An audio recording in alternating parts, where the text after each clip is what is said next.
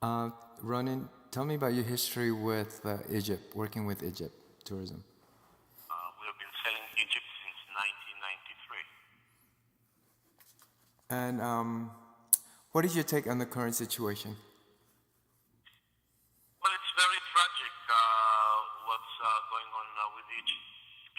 But as many of my Egyptian friends are saying, the Egyptian revolution was kidnapped by the Islamic Brothers, and on June 30th, Egypt took it back from them, hoping to get it back on track, and it seems that they are.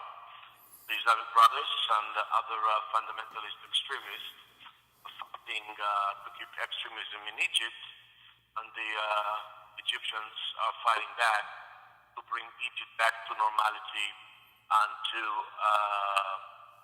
back to the world. And it seems that they're winning. It's not going to be easy. It's not going to be bloodless, but they will prevail. And the world is supporting them.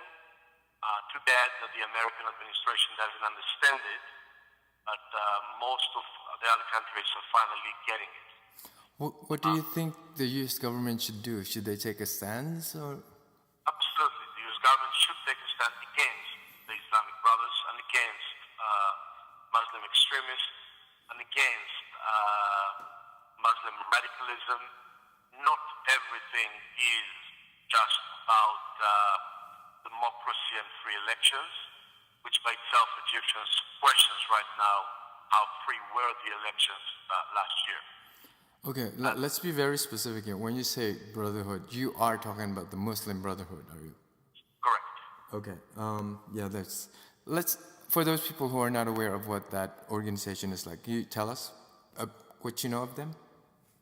The Muslim Brotherhood is a Muslim fundamentalist extremist organization that was founded in Egypt more than 80 years ago with the purpose of creating, we're talking about the 20s and the 30s of the 20th century, and the purpose was to create a Sharia state in Egypt and for that to expand it to the rest of the Muslim and eventually the rest of the world, being Egypt as its center. They never hide that was the purpose. They never hide that that is what they want to achieve. They were always persecuted, first by the royal house in Egypt, then by the military regime of Gamal Abdel Nasser, then Sadat, then Mubarak, because they were violent, they were extremists, they were fundamentalists. Let's remember, they were the one who killed President Sadat for making peace with Israel, and from their ranks, now the head of Al-Qaeda is. And the extremists of Al-Qaeda were born with the ideology of the Muslim Brotherhood. And they managed to expand that extremist ideology beyond the borders of Egypt to other countries. And there is no doubt that the seeds of Al-Qaeda, the Taliban, and other radicalism Islamists were born in Egypt 80 and 90 years ago. Egypt used to be the epitome of Arab Spring, back in 2011, as a result of wanting to democratize and, if you say free will. That it's kind of a contradiction now with the Muslim Brotherhood being such a prominent player in what's going on in Egypt. Don't you agree? Yes, and they made a lot of promises during the elections that took place in 2011. Those were false promises. But since they were the better politically organized body, they were the ones that managed to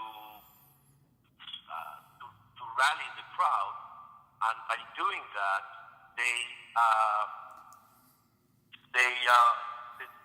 that's to their credit. They managed to get the people around them. They were organized politically in the street, and they told the people what they wanted to hear. They told the people the right message, promising them not to bring this extremist Islamic to the street, not to bring it to the politics, not to bring it to the parliament, and they straightforward lied. Okay. As soon as they were elected, immediately they changed the parliament, they immediately start changing the juridical system, and they start changing the constitution, and they told straightforward to the women that it's best for the society and the dignity of the society if they stay home, and when they're not, and if they have to be out of their home, like if they need to study or if they need to work, then it's best if they will be covered.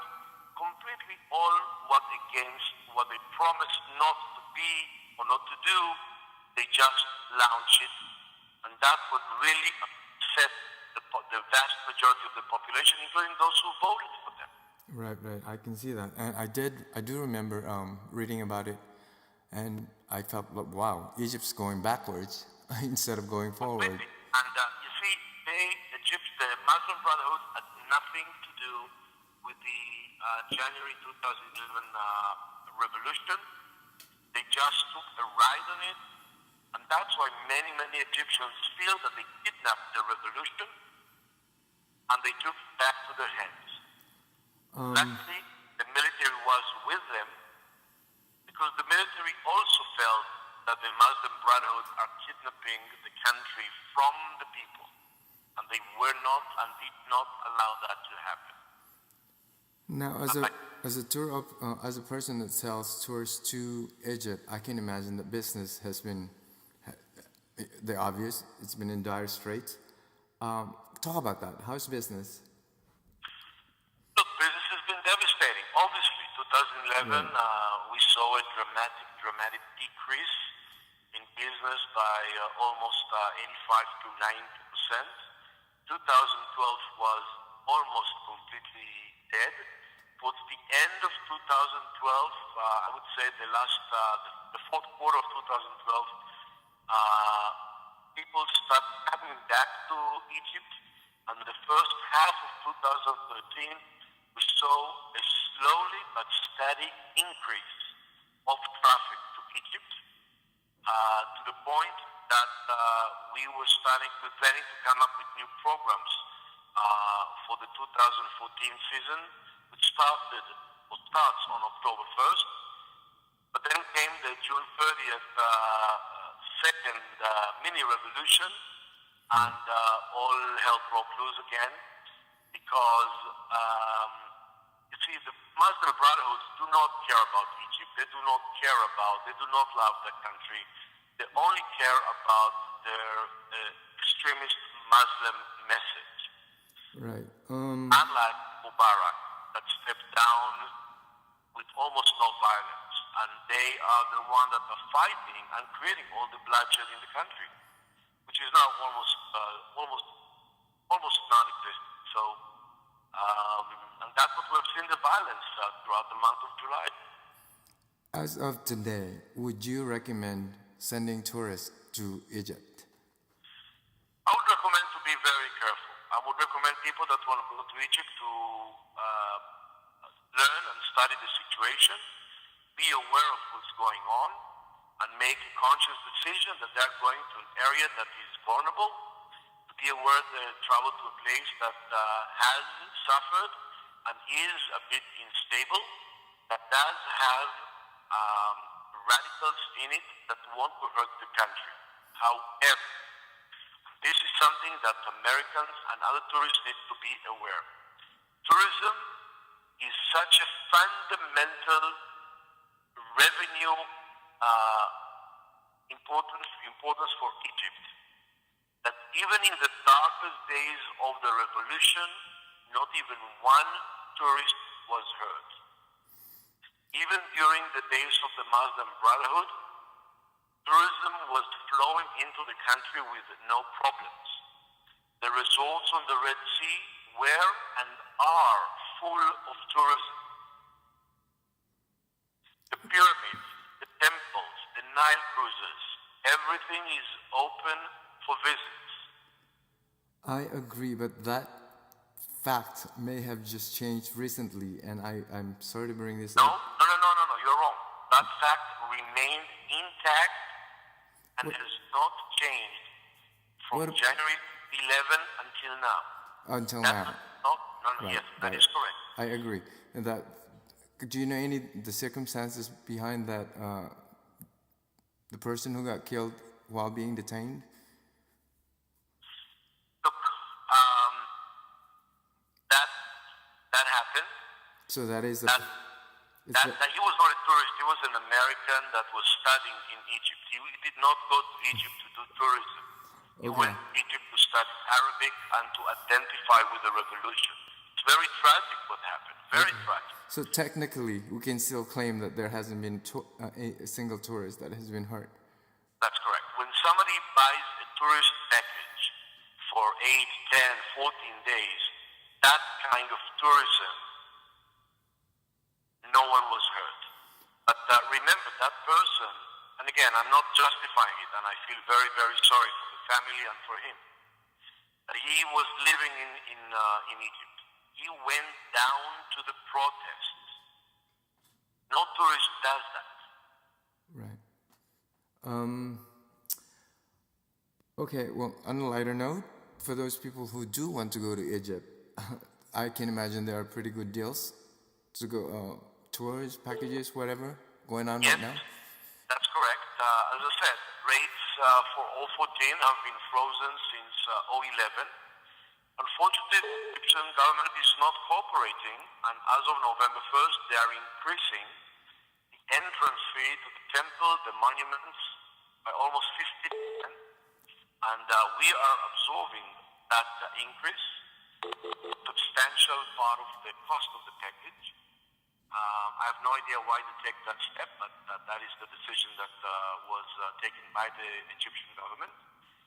When do The you cost of the when do you think you're going to resume? Well, you never stop as far as you're concerned, but No, we resume. did stop for the summer. We did stop for July and August because it really was not safe. Okay, so when do you think you're going to resume selling packages? We're resuming on October 1st. October 1st, and you do have people going in already. Yes, we do. People And are booked. just to be clear, these are groups or FITs. These are all individuals.